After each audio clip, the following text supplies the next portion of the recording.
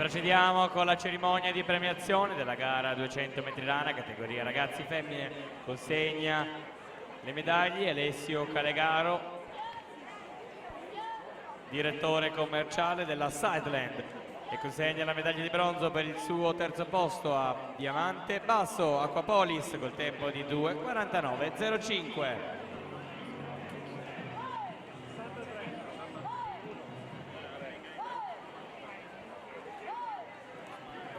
Secondo posto medaglia d'argento col tempo di 2:47:95 per la Nord-Est H2O Alice Pinarelli.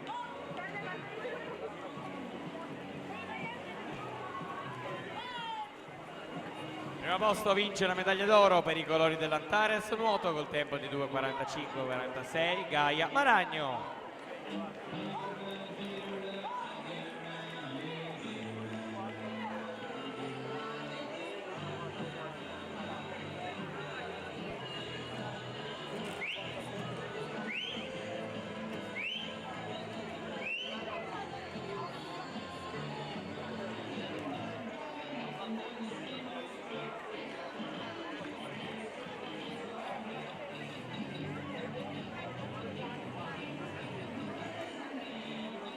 Alla partenza per la quarta serie, in corsia 1 Diego Gedrevic, Zeus Lab Montebelluna, corsia numero 3 Roberto De Luca, Circolo Noto Wisp 4 Marco Turco Bovolenta, Team